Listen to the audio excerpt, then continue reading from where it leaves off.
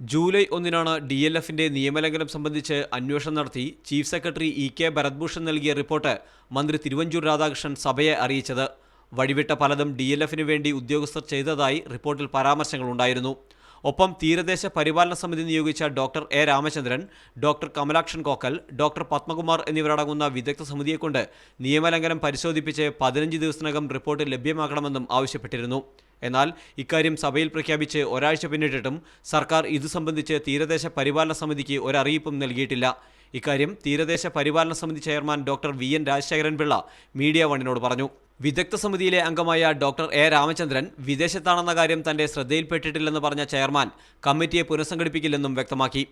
അമേരിക്കയിലുള്ള രാമചന്ദ്രനെ മാറ്റി സമിതി പുനഃസംഘടിപ്പിക്കണമെന്നാവശ്യപ്പെട്ട് വിദഗ്ധ സമിതി അംഗവും തീരദേശ പരിപാലന സമിതിയിലെ ഒരംഗവും നേരത്തെ തന്നെ ചെയർമാന് കത്ത് നൽകിയിരുന്നു. ഈ മാസം അവസാനത്തോടെ മാത്രമേ രാമചന്ദ്രൻ നാട്ടിൽ തിരിച്ചെത്തൂ. അതിനുശേഷം അന്വേഷണം നടത്തിയാൽ മതിയെന്നാണ് ഇക്കാര്യത്തിൽ ചെയർമാന്റെ നിലപാട്. ചീഫ് സെക്രട്ടറിയുടെ തന്നെ അന്വേഷണത്തിൽ കുറ്റക്കാരാണെന്ന് കണ്ടെത്തിയ ചെയർമാൻ അടക്കമുള്ള ഉദ്യോഗസ്ഥർക്കെതിരെ ഒരു നടപടിയും സ്വീകരിക്കാത്ത സർക്കാർ സഭയിൽ പ്രഖ്യാപിച്ച അന്വേഷണവും അട്ടിമറിക്കുന്നതിലേക്കാണ് വിരൽ ചൂണ്ടുന്നത്. സനൂപ് ശശിധരൻ, മീഡിയ 1, തിരുവനന്തപുരം.